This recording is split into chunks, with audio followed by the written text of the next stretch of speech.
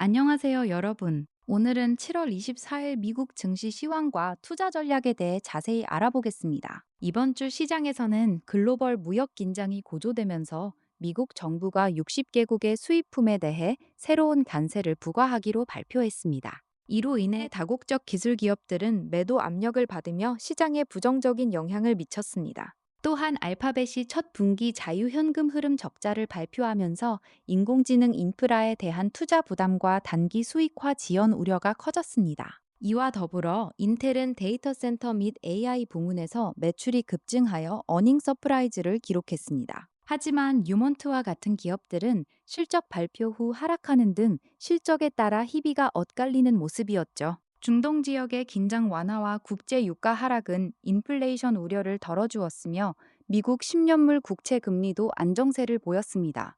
이러한 상황 속에서 투자자들은 다음 주 연준의 통화정책 회의를 앞두고 긴장감을 느끼고 있습니다. 이러한 여러 요소들이 시장에 어떤 영향을 미쳤는지 살펴보겠습니다. 시장은 개장부터 인텔의 깜짝 실적 발표와 유가 안정으로 기분 좋은 출발을 보였습니다. 다우 지수와 S&P 500 선물이 상승하면서 투자 심리가 개선되었습니다. 오전 중 알파벳의 현금 소모 리스크 공개와 새로운 관세 시행 소식이 전해지면서 나스닥 지수가 하락세로 돌아섰고 매그니피센트 7 기업들의 시가총액이 하루 만에 약 7,970억 달러 감소하는 등 부정적인 영향을 받았습니다. 하지만 오후에는 중동 긴장 완화 소식과 에너지 가격 하락으로 S&P 500 지수가 정오경 0.6% 반등하며 일부 하락분을 만회했습니다. 마감 시점에는 즈몬트의 주가 하락과 디지털 리얼티의 데이터 센터 수요 급등이 엇갈리며 다우와 S&P 500은 견조하게 마감했지만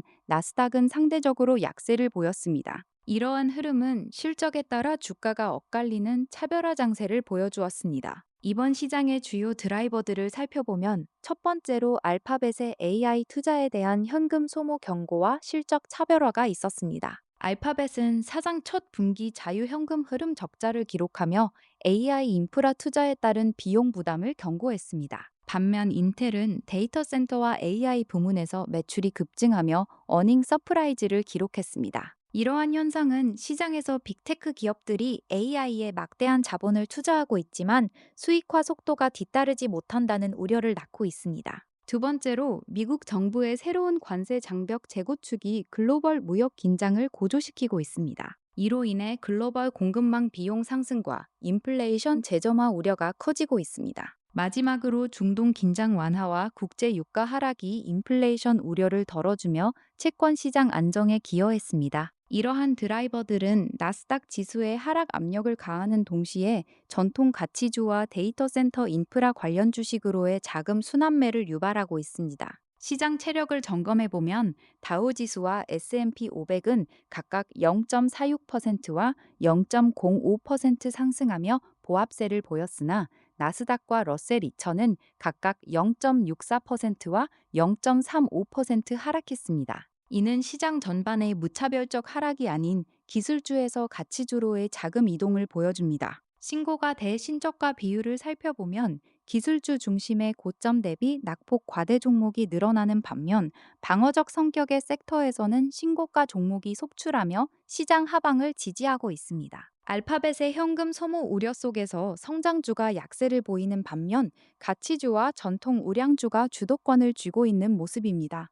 이러한 흐름은 방어적 포트폴리오 재편을 보여주며 투자자들이 현금 흐름이 확실한 가치주와 방어주로 포트폴리오를 조정하는 경향이 뚜렷합니다. 섹터 분석을 해보면 금융, 헬스케어, 유틸리티, 데이터 센터 리츠가 주도하는 가운데 특히 애플이 포드와의 전기차 플랫폼 내 애플 맵스 탑재 파트너십 발표로 3.53% 급등하며 기술주 내에서 독보적인 주도력을 보였습니다.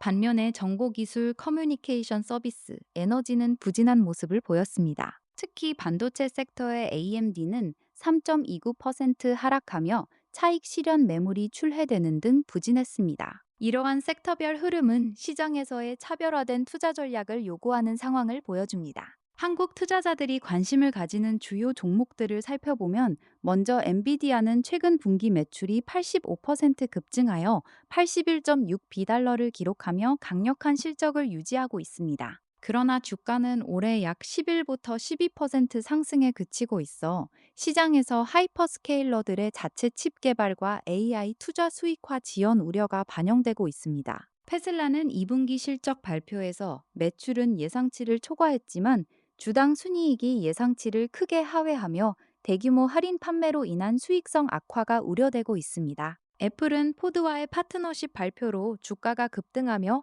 소프트웨어 부문을 통한 자동차 시장 침투 전략이 성공적으로 작동하고 있음을 보여주었습니다. 마이크로소프트는 다음 주 실적 발표를 앞두고 보합세를 보였으며 애즈어 클라우드 성장세와 AI 인프라 투자에 대한 기대감이 커지고 있습니다. AMD는 AI 가속기 시장의 공격적인 전망에도 불구하고 차익 실현 매물로 하락했습니다. 아마존은 프라임데이 매출이 사상 최대를 기록했지만 소비 위축 우려가 제기되고 있습니다. 마지막으로 메타는 AI 인프라 투자 예산 증액에 대한 의구심이 커진 가운데 하락세를 보였습니다. 투자자 체크리스트를 살펴보면 다음 주에는 미국의 주요 고용 지표 및 인플레이션 선행 지표가 발표될 예정입니다. 또한 빅테크 실적 발표 일정도 예정되어 있어 시장의 변동성이 클 것으로 예상됩니다. 이와 함께 연방공개시장위원회에서의 금리 결정과 제롬 파월 의장의 기자회견이 시장에 미치는 영향도 중요합니다. 단기적인 전술적 시사점으로는